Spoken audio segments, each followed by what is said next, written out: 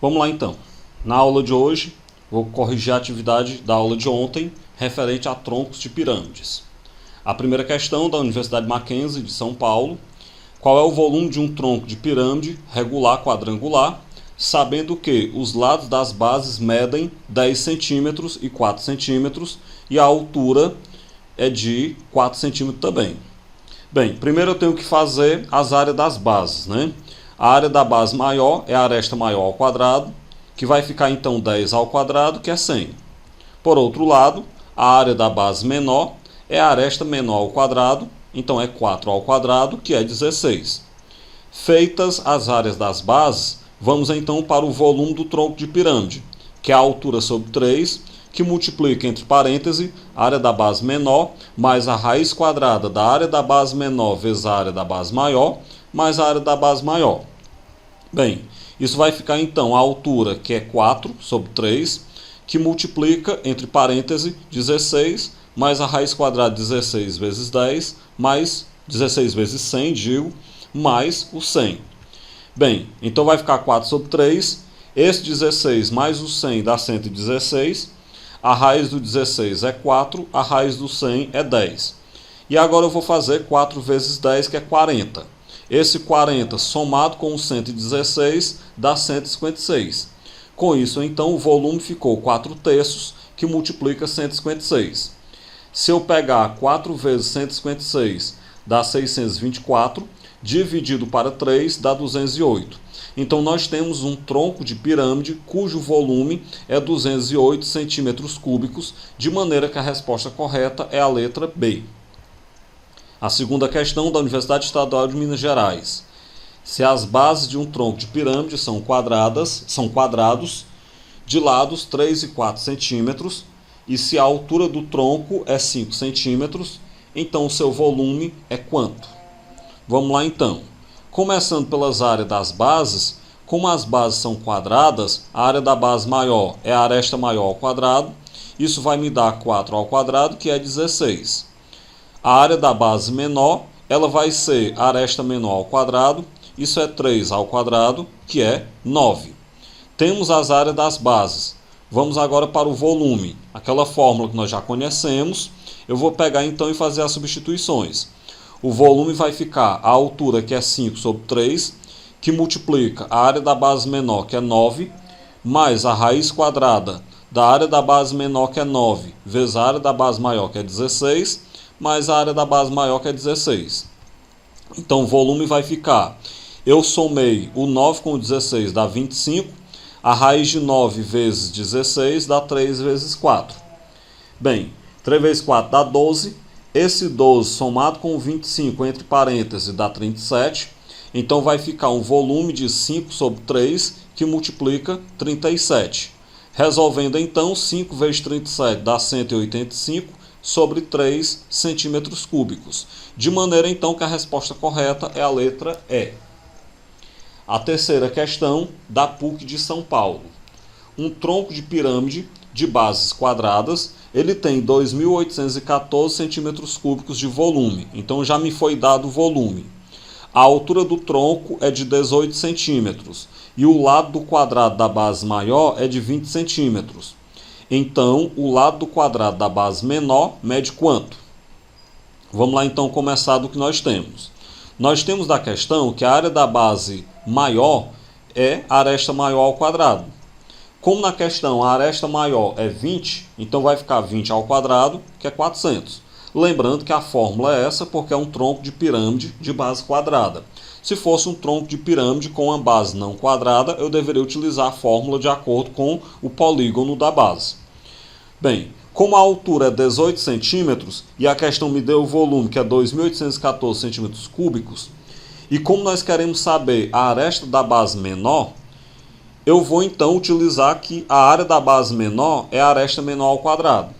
Então, pega a fórmula do volume do tronco de pirâmide e vamos substituir o volume por 2.840, a altura por 18 sobre 3, a área da base menor, eu vou chamar só de A ao quadrado, mais a raiz quadrada da área da base menor, que é a aresta ao quadrado, vezes a área da base maior, que nós já calculamos que é 400, mais a área da base maior, que é 400.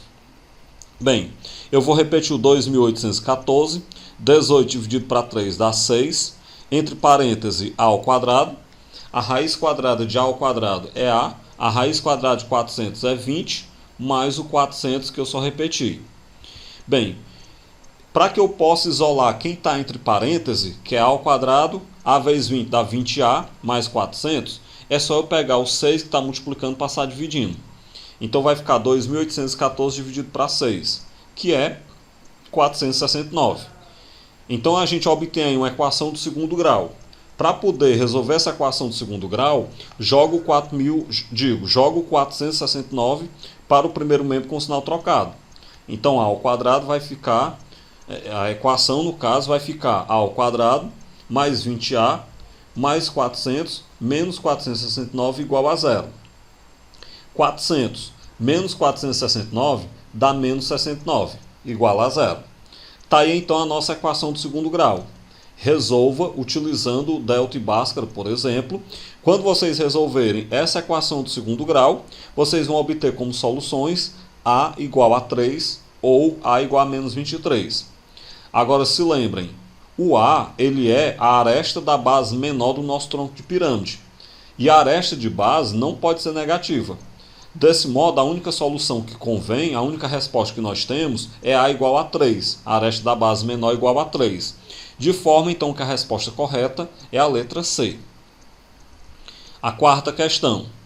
O tronco de pirâmide de bases quadradas tem 1.390 centímetros cúbicos de volume. A altura do tronco é de 30 centímetros e o lado do quadrado da base menor é 3 centímetros. Então, o lado do quadrado da base maior mede quanto? Essa questão ela é idêntica à anterior, apenas a anterior pedia a aresta da base menor e essa vai pedir a aresta da base maior. Mas o procedimento é o mesmo. Como nós temos aí a aresta da base menor, que é 3, então eu posso calcular a área da base menor, que vai ser 3 ao quadrado, que é 9. Agora, então, como a gente sabe que a altura do tronco de pirâmide é 30, o volume dele é 1.390, e lembrando que a área da base maior é a aresta maior ao quadrado, eu vou pegar a fórmula do volume do tronco de pirâmide e vou substituir o volume por 1.390, a altura por 30 sobre 3, mais a área da base menor, 9, a área da base maior, azão ao quadrado. Está substituído aí na fórmula, pode só conferir. Bem, agora eu vou fazer o seguinte, 30 dividido para 3 dá 10. Além disso, a raiz quadrada de 9a ao quadrado é 3a.